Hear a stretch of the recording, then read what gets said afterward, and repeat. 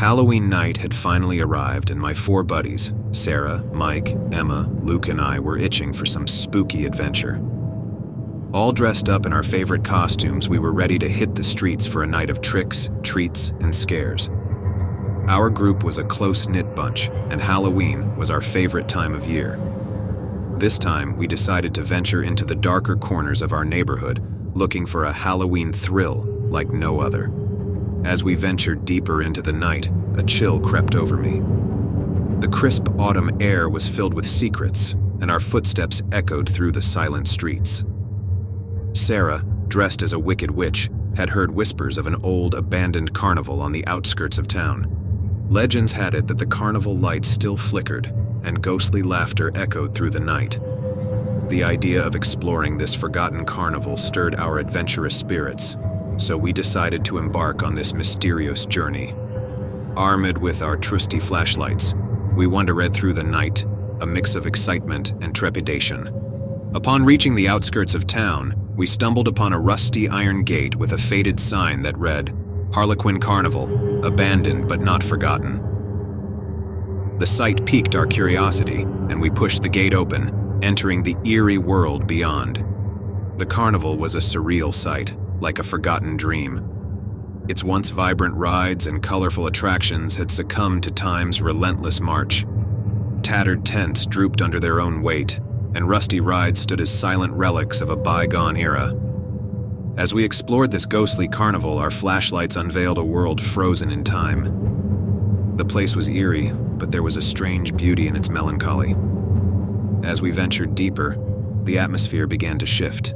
Faint strains of eerie carnival music wafted through the air, as if played by invisible hands. Emma, dressed as a spectral bride, nervously whispered that the place gave her the creeps. We all felt it, but our curiosity propelled us forward. Turning a corner, our flashlights illuminated a dimly lit tent with a worn-out sign that read, "Madame Zara's Mysterious Circus."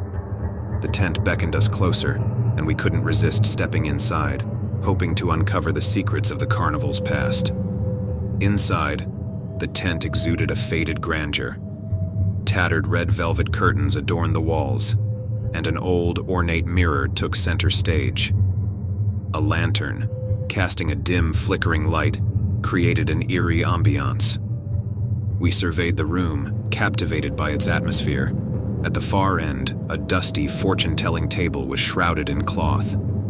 Nearby, a shadowy figure reclined in a worn-out armchair, mostly hidden in the low light.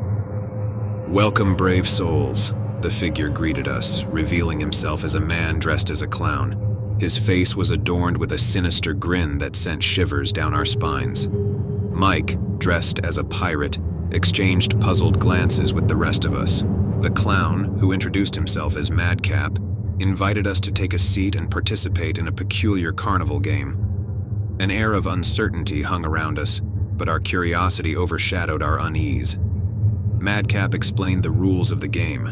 We would spin a wheel, and whatever number it landed on would determine the challenge we had to undertake. These challenges, he claimed, would reveal hidden truths about ourselves.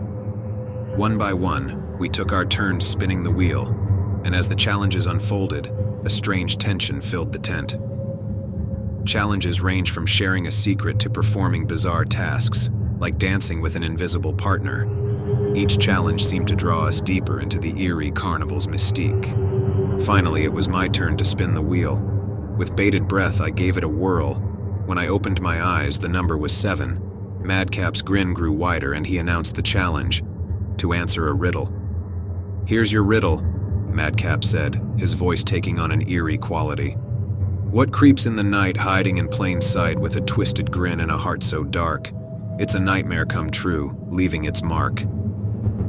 The riddle sent a shiver down my spine, and I could feel the weight of his words in the air.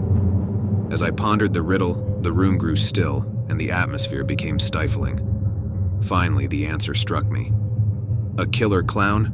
I stammered, and a gasp swept through the room. Madcap's grin widened, revealing a set of sharp, pointed teeth. "That's correct," he said in a low, menacing tone. "But there's one more part to the challenge." Reaching under the table, he produced an old, rusty key. It looked ancient, like something from a different era. Handing it to me, he locked eyes with me. "You've unlocked a piece of the carnival's past," he said cryptically. "Take this key and find what it opens. It may reveal the truth you seek." With a sense of foreboding, I took the key from his hand and the room seemed to grow heavier. The dim light flickered, casting eerie shadows that danced around the tent. Exiting the tent, my friends exchanged worried glances. Something about this encounter felt deeply unsettling, and it was clear that we had stumbled upon a strange and haunted carnival. We resolved to search for whatever the key might unlock. With our flashlights in hand, we scoured the carnival grounds, looking for any sign of a locked door or hidden chest. It was like searching for a needle in a haystack, and the eerie carnival music seemed to follow us wherever we went. Finally, Emma spotted a locked door hidden behind the fortune-telling tent. With bated breath, I inserted the key into the lock and turned it. The door creaked open, revealing a hidden chamber. The chamber was small and filled with relics of the carnival's past. Faded posters, old costumes, and a collection of eerie masks lined the walls. But what caught our attention was a dusty, leather-bound journal that sat on a wooden table. I opened the journal, and as I began to read its entries, a sense of dread washed over me. The journal revealed the dark history of the carnival, a place plagued by a malevolent force that had taken root long ago. It spoke of a killer clown, a being that had haunted the carnival for generations, luring unsuspecting souls into its twisted games. As I read on, the journal's final entry sent a chill down my spine. It spoke of the curse that had bound the clown to the carnival, a curse that could only be broken by a group of brave souls who dared to challenge the clown's games. The truth became clear. We had been lured into a sinister trap, and we were now part of the carnival's cursed history. Madcap was no ordinary clown. He was the embodiment of the killer clown, a being that had tormented the carnival for decades. With a sense of growing unease, we realized that our lives were now entwined with the sinister legacy of the carnival.